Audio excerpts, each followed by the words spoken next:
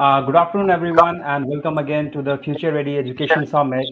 And today we have our eminent speaker joined for the topic transformation of physical campuses in COVID-19 era. And we are joined by Professor Dr. B.S. Satyanarayana, who is the Vice-Chancellor of C.V. Raman Global University. Welcome, sir. Yeah, good afternoon, and thanks for having me. Yeah, and now we have Dr. Indu, who is the Director ASC from Vellore Institute of Technology. Welcome, ma'am. And we are joined by Dr. Ranendra and Saha, who is the former director of BITS Pilani, Dubai campus. Welcome, sir. We are so honored to have you. Hi, good afternoon to all of you. And later on, we'll be joined by Dr. Sayalee Gankar, who is the Vice Chancellor of DY Patil University. So I would really request to Professor B.S. Satyanarayana to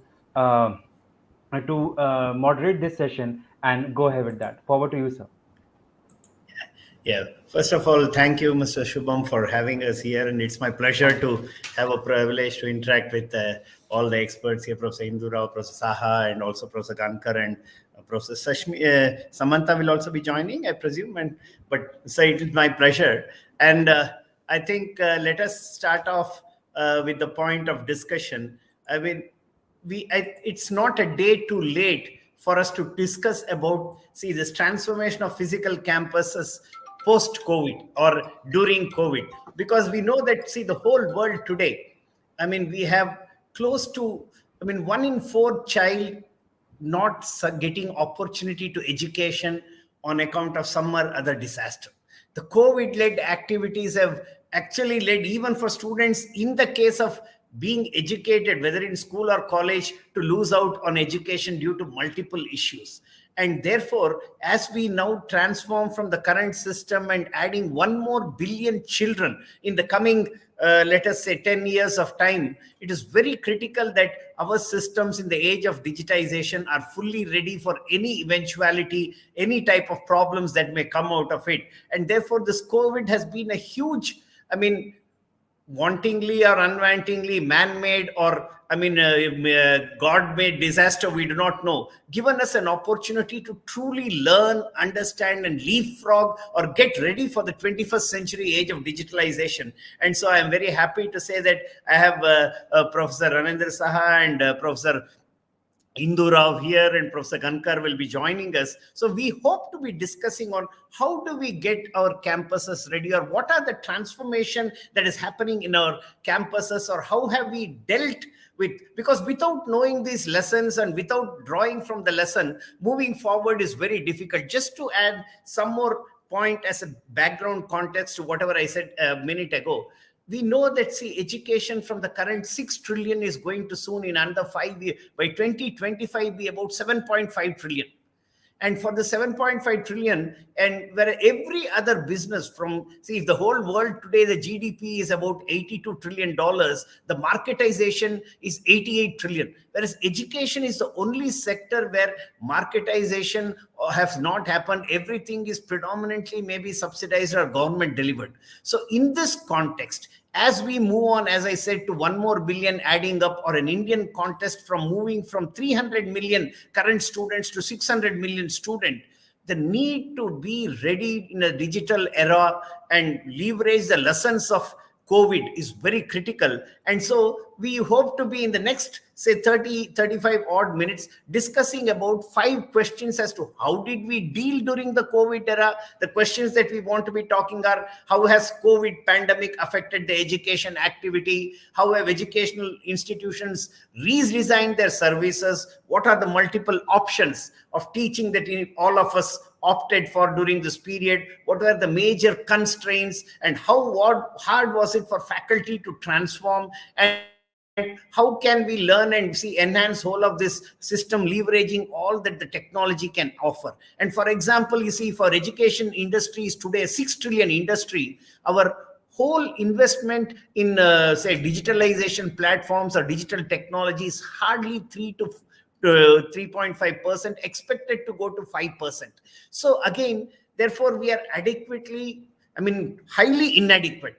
Therefore, when we address these 5 or 6 questions that we have shared and any other parameters that we want to evolve as we go around, I think there are many things for us to learn, and all of us to see how do we leverage this experience to be ready for the future. I mean, it could be, again, see, many examinations got delayed. We'll not even talk of the digital, divide in students getting access, but just the delay in examination processes and corresponding education calendar disruption, or close to 25% faculty losing jobs. We already know that all the institutions are short of quality faculty, but existing 25 already lost jobs. So these are the kind of challenges we have all faced. And so I would like each of our panel experts, as I said, to mention or address some of the 6 questions that we had already circulated, and also delve into some of their best case scenarios or new innovation or best practice that they have developed, which has helped them transform.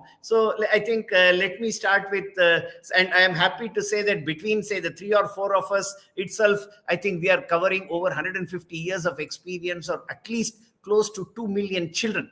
And that's, I think, a huge experience of institutions who have delivered so much of students through the education process. And I think, I'm sure we'll be able to give reasonable answers to whatever we were speaking. So maybe I would appreciate if Professor Saha can start off with his experience. Yeah, hello. Okay. Can you hear me? Yeah, yes, please. We can hear you. Am I audible? Yeah, sure. You are very much audible. Okay. Professor Saha, you can start, and then Professor Indu now can come next. So maybe you can take, I think, 4 to 5 minutes to give a brief overview of these challenges that we discussed, and then we'll take it on over the next round of discussions. Please. Okay, fine. 5 minutes I'll take it. I'll take 5 minutes. Can you hear me now? Yes, sir. Yes, please. Okay. You see, first point I'm telling you, what we did these 2 years pandemic situation. I think everyone, we are claiming we have done great, but it has not been done great. Frankly speaking, probably it is impacted now as the job opportunities, etc., are coming. So what is more important, I tell you, that a good leadership is very much important for taking up any challenge. We are getting an echo. Excuse me, sir. Okay. We are getting an echo. Then probably I'll request others to reduce the volume of your speaker. It may be better. I'm not sure. Yeah. Okay. Or if you can work without the earphone, sometimes it's better. Check. Can you also, you can mute it probably. Some of us can mute it. Can you hear me now better? Hello. Can you hear me? Dr. Rao, can you hear me? Yes, sir. I can hear you. Okay, probably others I'll request to mute it so that because it's intermittent. Dr. Rao, are you able to hear him? Yes, I am able to hear you, and I am able to hear him. Are you able to hear me?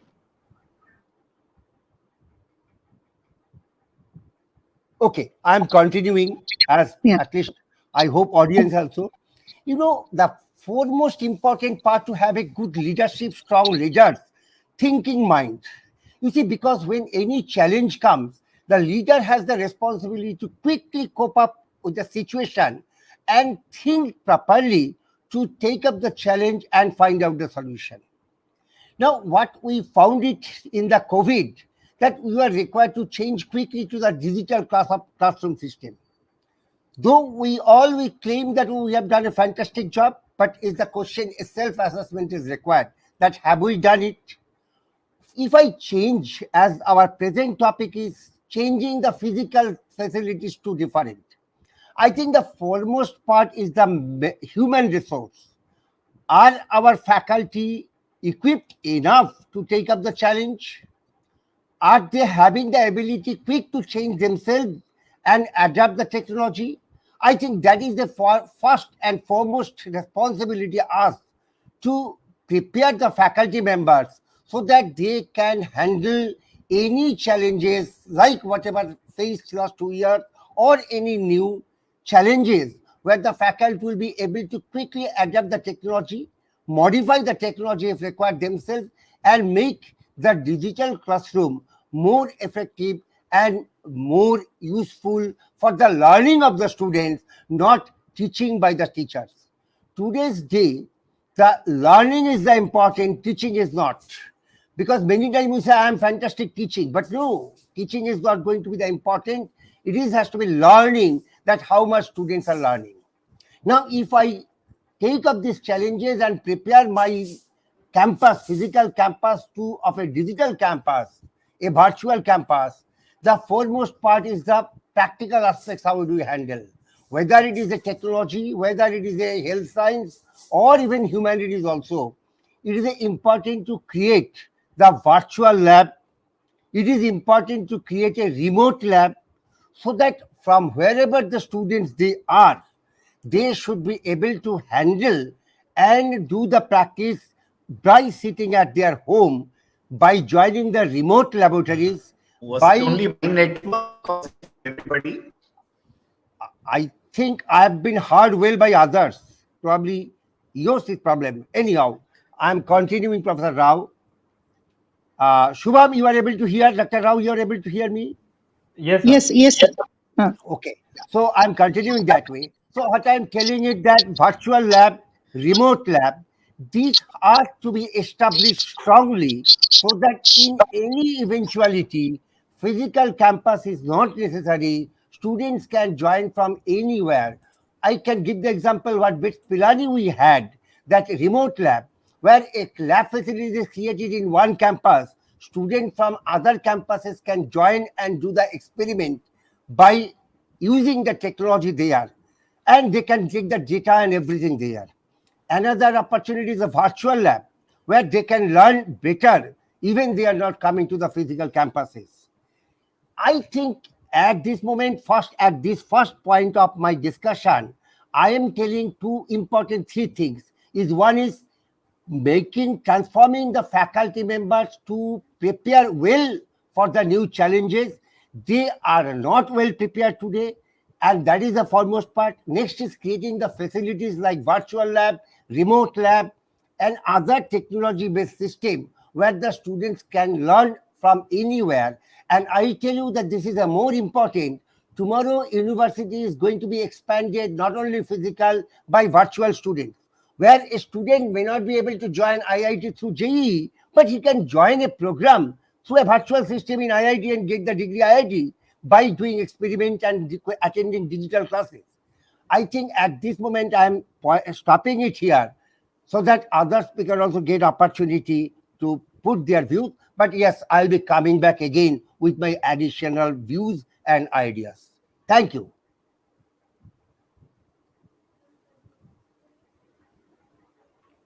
Thank you so much, Mr. Saha, for sharing the insights on this particular topic. And now I request Dr. Indu Rao to share your insights for the same. Dr. Indu Rao. Yes, thank you so much, Shubham. I am audible? Yes, sir. Yes.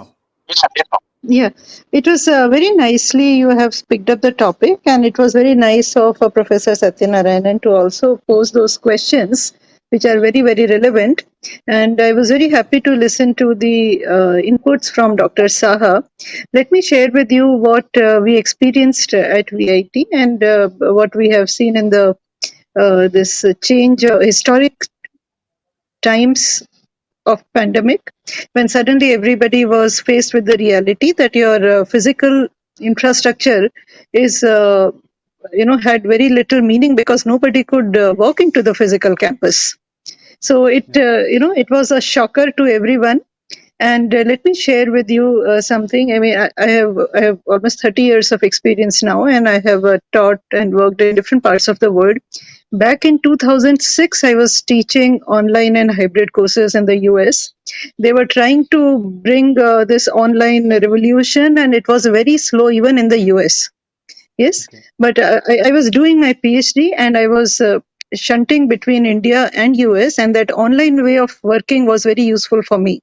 So I could continue with the with the work, and also I was able to continue my studies. Now, but people were not ready to accept that this way of working will be feasible or possible. Pandemic forced all of us into this situation. And when it forced all of us, as Dr. Satyanarayana rightly pointed out, so many people's jobs were at stake, so many students' studies were at stake. So we were like put under absolute pressure to adopt this new technology. And the physical infrastructure actually paved the way for digital infrastructure. So earlier universities had to invest in physical infrastructure. Now they had to invest in the digital infrastructure. But you see the importance of the digital infrastructure and the overemphasis on the physical infrastructure. Both of these, the concept of both of these changed during this time. We realized that digital infrastructure can provide access to education to a lot more people. You see the benefits are innumerous. So much traffic went out of the roads. Yes, we didn't have to travel. That means all the children, faculty, 36 million children, they were not on the roads. They were studying from home. It helped the environment. It helped your work-life balance improved. So many of us could, if there was a good teacher and a good set of students, you can do the same level of interaction and studies online as you can do on campus. If the teacher is not good and if the class environment, the students are not interested, then even if it is a physical campus, students just feel that they are forced to go for attendance and attend the class, and the teacher also does it just for the sake of it. So my point, the point that I'm trying to make here is, physical infrastructure is good. Long way back in the history, we used to have classes in the forests, in the Gurukul. Yes, that way also our teaching was being done because the teachers and students were good. Then, of course, we had to provide education to masses, so we provided good physical infrastructure.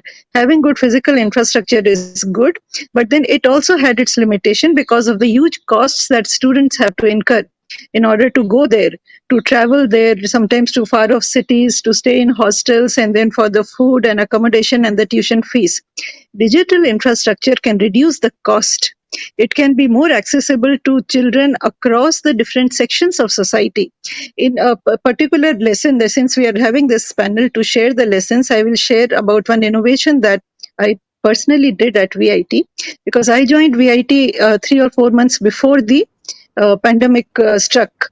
And I had created some digitally fully integrated technology-enabled faculty development systems, because we believe that if faculty is good, the teaching will be good, the learning will be good. And we were able to luckily I had developed those systems just before the pandemic, and during the pandemic it became 100 times more useful.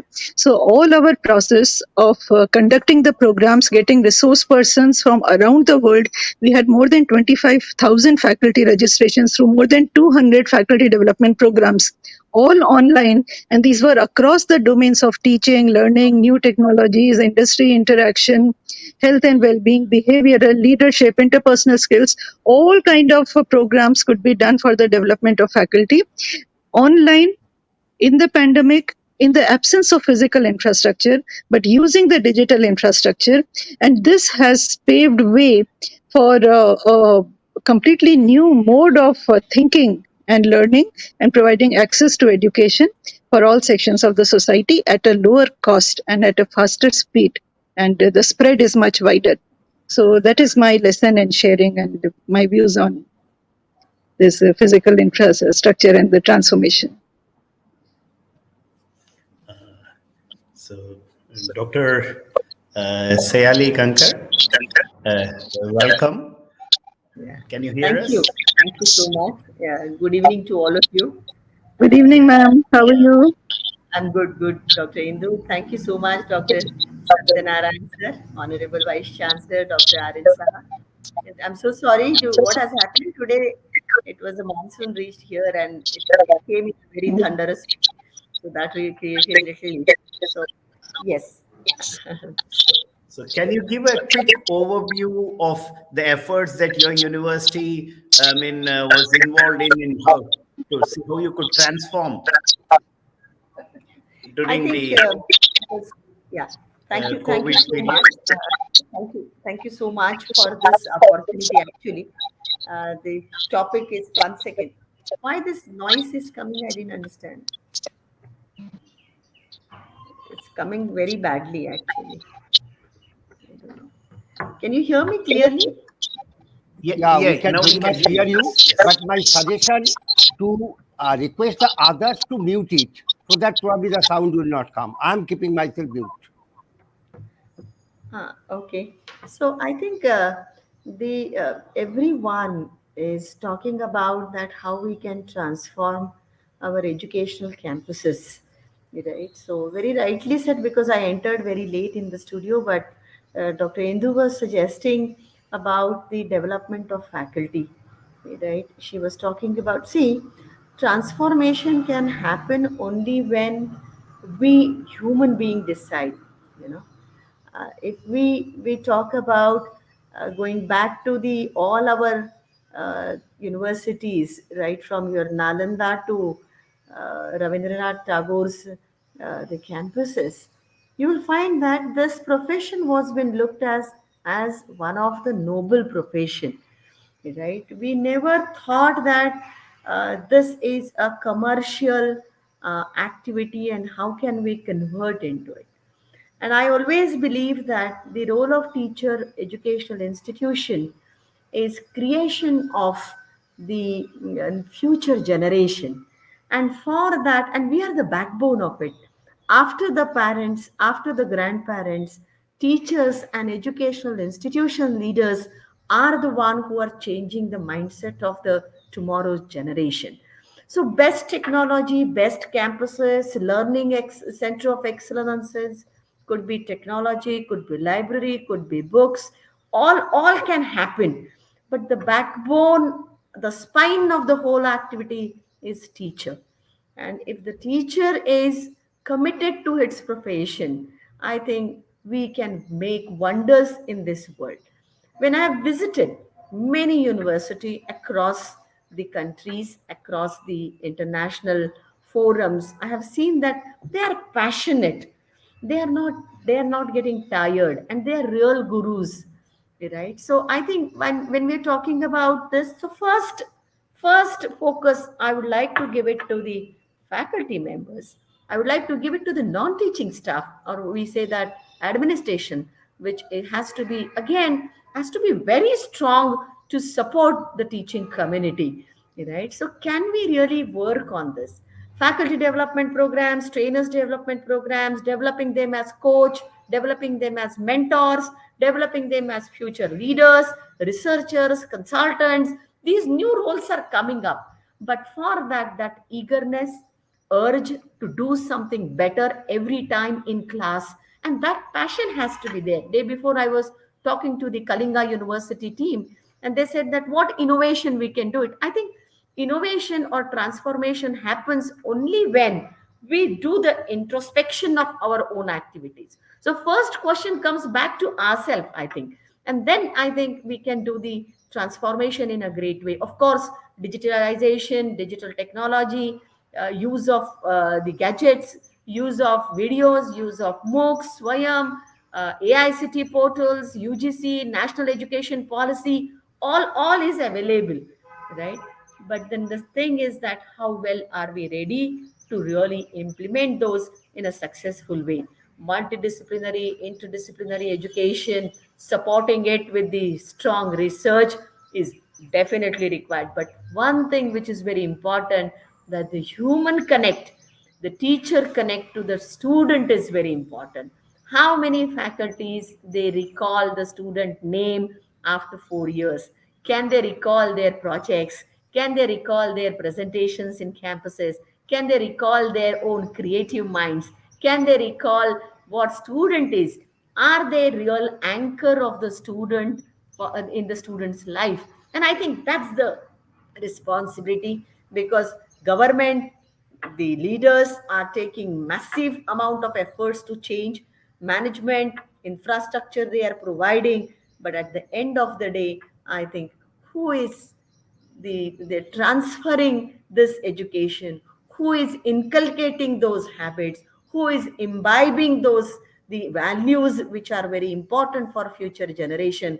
I think that is the major or a question or a vision and then we can move towards excellence in learning, excellence in teaching, and of course excellence in research. So if these combinations can be done very effectively, provided we all are committed with each other, have that cohort in the campuses, have that collaboration in campuses with very healthy interpersonal relationship. And I think more we go towards this path, or if we create this the pathway or the roadmap, I think the new, and I always believe that the teachers have to gain the respect through their own performances, their own the dedication, their own sacrifices. Can these people become rishis in their own areas? Those can be remembered, those can be looked at, that always that this is my professor who is. And I think that's the quest which we have. Everything is available. But again, as a coach, as a mentor, as a facilitator, as a catalyst, one has to take that responsibility, and we have to motivate our students that please come back to us as a teacher. And teacher profession is one of the best profession. I think if we set those rules, the idols in front of them, or role models in front of them, I think we can change the Indian students, Indian fraternity, Indian mindset. And parents can believe in us. Parents can they really they can trust us. Why should they send their kids outside, right? Why internationalization, or why we are talking about providing international opportunities? Can't this country, can't these teachers come together to create opportunities? I think never countries are doing so well, then there are so opportunity. I think this is what the thought I have, which I wanted to share it with all of you. And of course, the investment in faculty, investment in teachers, investment in research, investment in infrastructure, investment, everything is required. But before that, I think what is required is that changing the mindset of faculty members, changing the mindset of our own staff, that how we can really give the best service to our own student, and looking at them with the very compassion. I think we have to have that compassion everywhere. I still remember when I met Dalai Lama, he was holding my hand almost for the half an hour. He was sitting with me, and his smile, his eyes, his touch was more giving me the positive energy, gave me compassion, gave me a spirit which I should carry it in my classrooms. I think we need to really come together. We need to really change our own approaches in teaching and learning. Campuses can be transformed. You can have artificial intelligence lab, you can have math lab, you can have robotics lab, you can have workshops, you can have everything. But what about who is going to teach? Who is going to the transition of it? I think we need to work on these lines. This is what I wanted to share. So thank you so much. I took a lot of time, I think so. Yeah, But then absolutely right.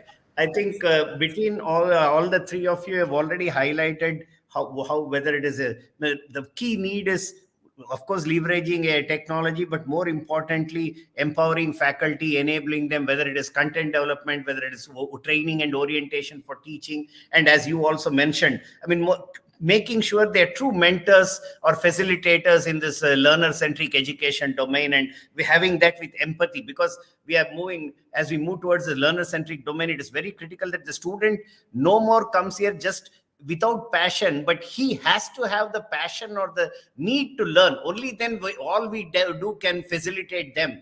And therefore, now, because we are talking of a post-COVID era and anytime disasters can happen, digitalization is happening, I just want to have a next set of discussion on how do we look at, for example, the new education policy talks of formative assessment, doing away with summative assessment, or any such calamities happen. Suddenly, how do we not lose track of the academic year? Because if a student loses even a few months, it can always be covered in a period of 2 to 3 years of education. But suddenly, if you are losing 6 months, 1 year, covering up and making sure all the education happens becomes very tough. So maybe if you all can, as having rightly highlighted the need for leveraging technology, enabling faculty, creating empathy, can you highlight a bit more on what have you focused in terms of your transformation in assessment process, so that whether we have true learning is happening first, and the true learning need not wait for the old clerical British form of summative end term exam,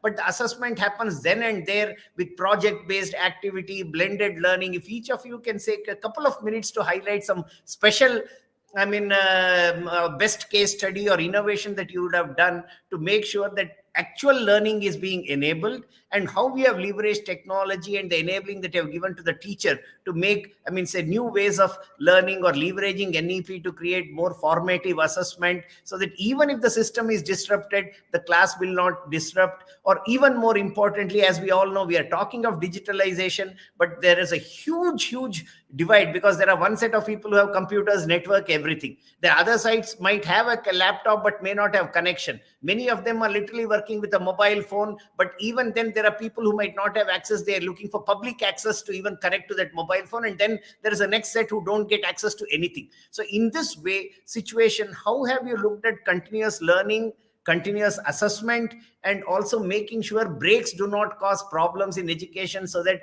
transition can happen? Any thoughts on, say, 2 minutes each of you, if you can share? I think that will be great. Maybe Professor Rao, Indu Rao, you can start first, and Professor Saha, and then Sure, sir. That's a very good question. And while we were able to transfer almost every single stage of the processes of all the functions that we do in our educational institutions online, which means we were able to do admissions online, placements online, teaching online, assessment online. We were able to do faculty development programs online. All the other things also we did online, and almost all the institutions, teaching institutions, educational institutions around the world were able to do it, which is magical. The way all of us transformed into learning all of these things, and we all invested in digital infrastructure beyond the physical infrastructure that we were already having. And the most important thing is that all the faculty, students, and staff, teaching staff, non-teaching staff, we all adjusted ourselves and learned also to use it. It was a pressure on us. Otherwise, most of us would lose our jobs, our business, our institutions would stop. But we did it. Under pressure also we could have failed, but none of us failed. We did it. Now, as regard as assessment is concerned, according to me, already we have, you mentioned rightly that old British system and the entire system of having exams one after the other. Sir, I will share with you, 30 years back I completed my engineering.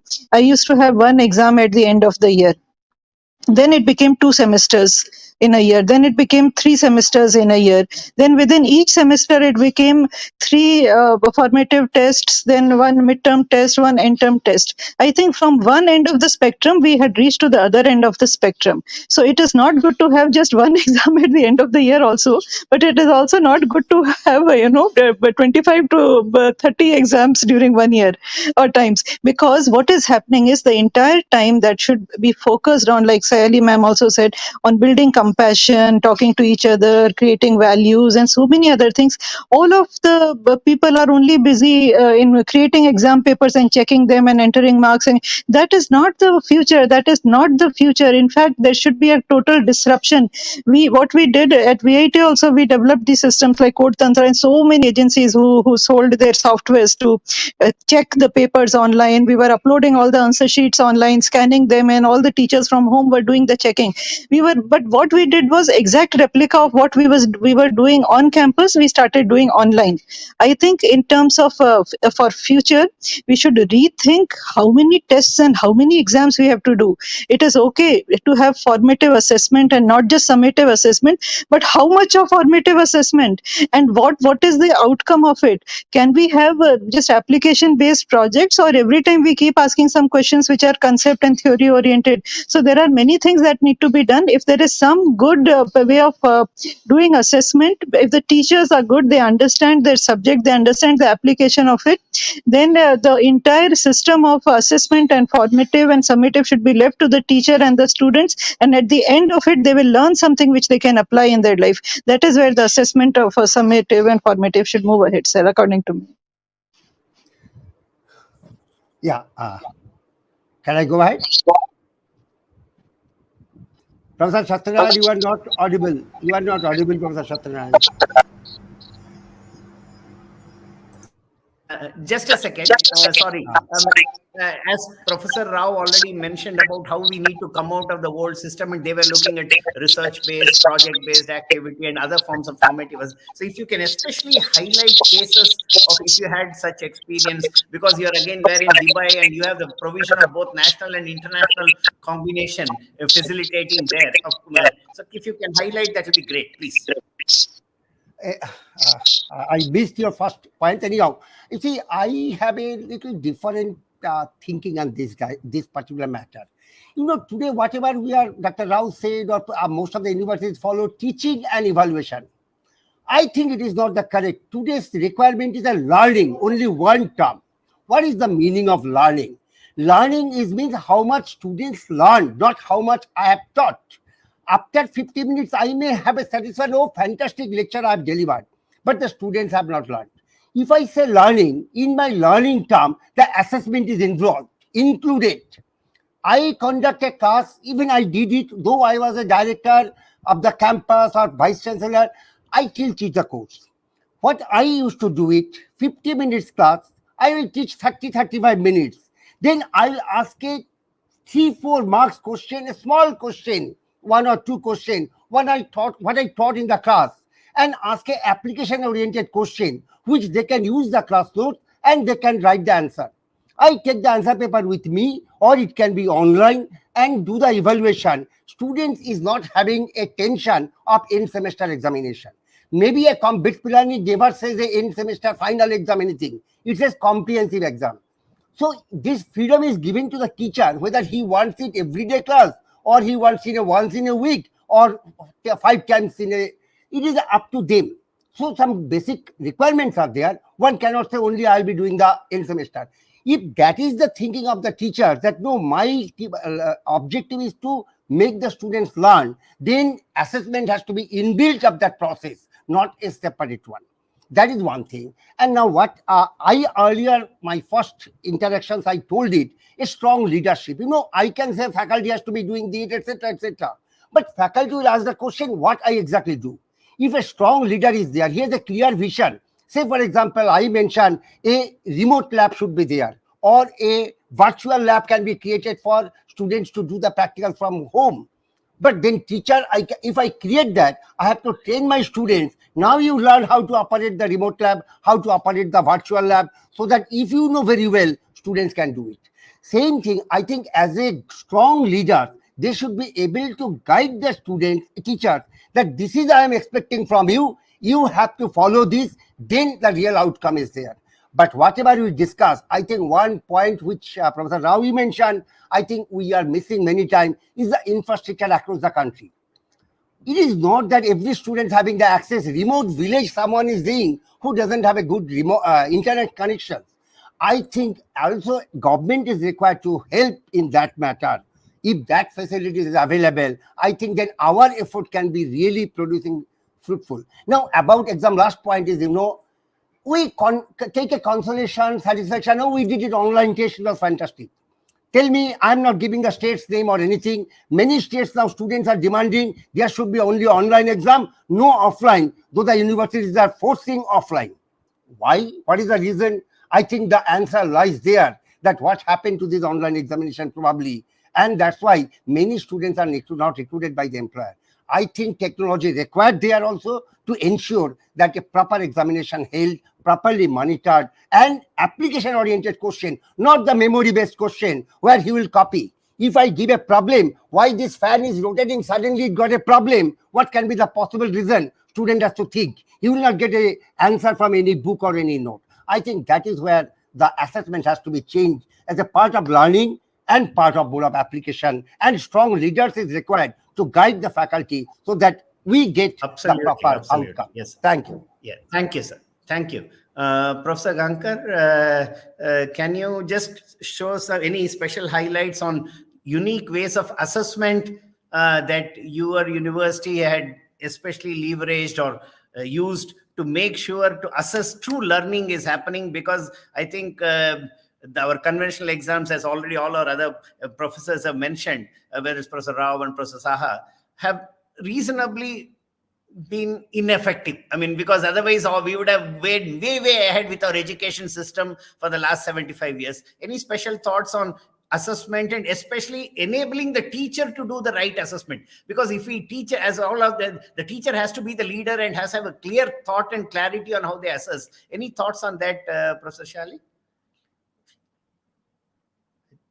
I'm not sure if the network is on for her. Maybe I'll just add some points of what we have been trying to do in this issue. See, for example, as we have tried to create, now as the whole world is moving towards knowledge and skill, and more importantly saying that just to know information is not good enough. They have to know the information, have the knowledge, skill, and be able to implement. And as all of you already mentioned, both the Professor Rao and Professor Saha, how do we know as that learning is happening? We said first help the teacher to deliver better content. A content preparation cell was ensured, and a huge matrix of assessment was facilitated, where in the assessment even the student was said, when you're in a project based activity, they were clearly given a set of matrices. He said, first of all, these are the fundamentals. You need to make sure you have this correlation explained whenever, whatever case study or project based activity or research based activity you're doing. And then they said, how do you do some calculation? The quantitative capabilities in that, some design with a contextual example was mandatory for them to work on. And from that contextual example, they were further asked to look at critical and create. How do we start inferring information? As again, rightly Professor Rao mentioned about the research-based orientation. What inference do you draw, even if it is a simple XY graph? So making them to look at the inference of the data. And once they have an inference, then once again ask them to say, where will you apply this in your local context, in a regional context, or a national context, so that it is not simple Google based, but something that they will have to relate to, so that do they link their fundamentals again in a multidisciplinary way? Because all teachers, we said, give a project based assignment and not independent cut and paste copy assignments of improved photocopies. So everybody sits and assesses together. And so even when the student makes a presentation, a teacher, English teacher, the economics teacher, or the management teacher, or even the computer teacher are assessing and facilitating formative learning together. And then asking them also, if this problem what can you think of? Because we are saying we need to know various skills. I mean, foundational skills, personal interpersonal skills, character skills, human dynamics, or societal skills. So all these were put as matrices, and we said start assessing for them. And major assessment was based on this, so that if a student actually learns, and by the time he comes next time, he adds value. He is even made to say, if you're working on a product, you look at product and product specification in the first assessment. Next time, look at the compliance norms. The next time, look at the patents. Each same topic, each student can work on one additional patent. Or the fourth time, look at government norms which enable it. So look at it holistically with a project-based activity. And if they have truly learned all of that, and teacher, as you said, in the class with the right quizzes, make sure the fundamentals are clarified. Even if we miss a summative assessment, can we move forward with the knowledge that a student has collectively implemented something, understood how to use the knowledge, knows where to get information? So that is where I think the formative assessment becomes interesting. We have put all of this as a metrics and orientation teachers again and again, as all of you highlighted, without the teacher being the captain of the ship in the class, or the leader who can orient, run, and excite student in a learner-centric education, nothing can happen. So these are some things we have been trying to do. Dr. Sayalee, are you on? Can you hear us? Yes, I can hear you. Yeah, yes, so please share. I mean, maybe in a minute or two, we are nearly coming. I think, unfortunately, network has been a bit playing trot with us. But if you can share in 2 to 3 minutes, any key assessment.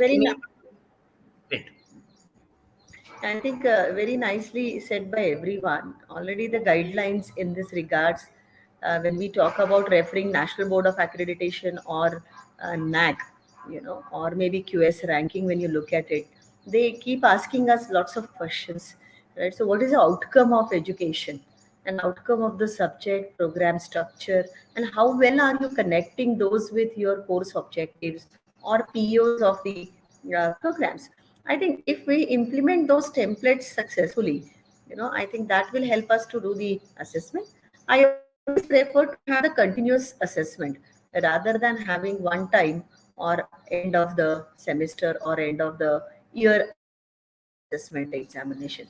Continuous assessment, it means that every point of time or every module, every session, how well the participant is participating in activity and what kind of mechanism we can set.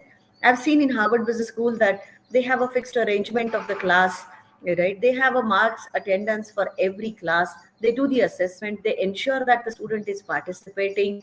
They ensure that the class is also conducted as a facilitator. Surprise tests are conducted. Then your questions are conducted. Projects are being given. Role plays are given. Experimentations are given. Group assignment, individual assignments, peer review. I think lots of mechanism can be used, and it is a choice of again the faculty member what they would like to select, right? So if I feel that my subject requires this assessment and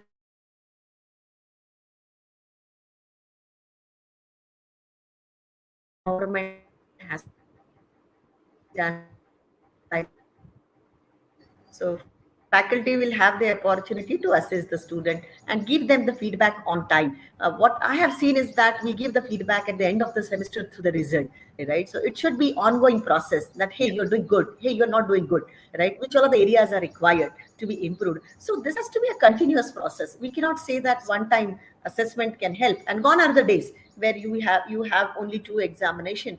But how do you design assignment? How do you design the questionnaire? How do you design the your projects? How do you design your MCQs, right? So MCQs is not yes all the above or A B C. Can we create little creative thinking, critical writing as a base of our assessment?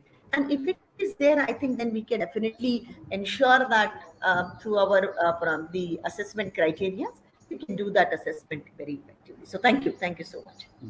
Yeah, I think we are actually, I know the network has not been very helpful for us to very effectively have a dialogue, but we are nearly come to the end of our time. So I would just like to sort of briefly summarize what all we have said, because for the sheer lack of time. So first, I think between all of us, it was clearly conveyed that, I mean, technology is a key enabler. We have to mandatorily see that we leverage the technology in all its facet and see that we even give provision for students to on for the self-learning or because it's supposed to be student-centric learning, anytime, anywhere, enabling that they could even maybe listen to our class, relook at the class, and all of that on one side. But more importantly, as everybody said, it is key that we mandate and orient and train the faculty first, and the faculty is well enabled and actually empowered and also educated that you are the captain or the head of the class or leader of the class, and said you need to make sure in your class you take all the student along, and that student along need not again only have to be the old education system, because across the developed world a professor in Cambridge doesn't have to give an end semester. He can give one project and assess the student and give him all the credit. Olin College, for example, started courses without a syllabus and the student were just made to work and then said, how does it link to your subjects? And they were able to correlate it to the subject, and their understanding was so great that by the end of the second year they had products, patents, and they were companies were coming to get technology. So that is where I think all of us indirectly and directly have conveyed that we want to have a better assessment of continuous learning. But though we put continuous assessment earlier, somewhere it was a farce. So we seriously want to say we want to move towards formative assessment every time in the class, whether it is the quiz or whether it is a project based activity, to see that the actual learning is happening, it is translating into outcomes, as Dr. Sayalee was saying in the end. Because finally outcome based education, even the teacher and the student has to be made sure that they are told, if you deliver this class, the class has to lead to a product, a process, a solution, or an assessment or a paper. Can we move to such an area and a continuous assessment of personal and interpersonal activities to knowledge awareness without even linking or waiting for the end semester, so that even if there is a disruption, things can move forward and we will know that the student has actually learned? Because on a day-to-day basis, there is no such thing as end semester assessment. Every day we are learning on the job. And so moving with formative assessment, using the technology for reference, review, recount, or even say recount or replay, whatever, and move in such a way that true learning happens is something we want to do in the post-COVID, so that we don't get into stage where we lose education, we lose time, or we lose years, but leverage it, but also see how do we truly mentor the children to make sure that they become learners, because the definition of 21st century education is ability to learn, unlearn, and relearn. Even skilling, we say skilling, upskilling, reskilling. And for all this to happen, our education and our assessment has to change. And I think thankfully COVID intentionally or otherwise had given us a platform to, first of all, as Professor Rao mentioned, all of them suddenly transform to new education, new technology, and more importantly, now we are even understanding how to assess it better, and we need to further modulate our assessment to ensure with new thinking, new education, new delivery, and with technology plus human integrated to truly ensure quality education in line with sustainable development goals, where quality education happens and we are enabling them for lifelong learning, and that they become learners on their own, and we are only facilitators and not spoon feeding and assessing them for parrot known information of the past. I think, thank you very much. I think for the paucity of time, we couldn't go much, but we have sort of completed the time. And I would also like to thank Mr. Shubham Thakur and Shrewd for giving us an opportunity to share some thoughts. It's never an end, but it's always a beginning. And even if few questions are, provoked in everybody's mind to add a process, I think it will be a great way to move forward. And thanks to all our wonderful professors for the great input. And we look forward to more interaction and learning in the future.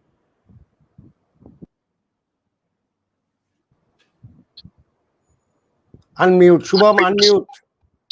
Over to you, Mr. Yeah. Shubham. Yeah. Thank you so much, all the respected eminent speakers, for sharing insights and making this panel very interesting. Although we had inconvenience regarding the technology in the beginning, but later on it was a very interactive session and very insightful session. So, and I would like to thank Professor B.A. Satyanarayana for moderating this session so well, and we are so honored to host you. And for the audience, in this panel, we were joined by Professor Dr. B.S. Satyanarayana, who is the Vice-Chancellor of C.V. Raman Global University, Dr. Indu Rao, who is the Director, Vellore Institute of Technology, Dr. Sayalee Gankar, Vice-Chancellor of D.Y. Patil University, and Dr. Ranendra Saha, who is the former Director of Pilani, Dubai campus. Thank you so much all for joining us and supporting us. Thank you. Thank you very much. Thank you so much. Thanks. Thank you. Yeah. Thank you, Shubham. Then thank you, everyone. Thank you With so nice much. meeting you. Thank you. Thank you so much. Thanks. Bye. Indu will meet Thanks. again. Yes, yes. Sure. Thank you. Namaste. Thank you. Thank you. So, I would like to thank all the eminent speakers, delegates, and my team to make this summit a great success. And we are really honored to have an excellent number of speakers who shared a very valuable insights and information for making future-ready workforces and education of the education sector. Hope our initiative will lead to the growth of education sector and our vision. So thank you so much for joining and supporting us. And I hope we'll see you tomorrow as well for the day 2 of Future Ready Education Summit. Thank you so much.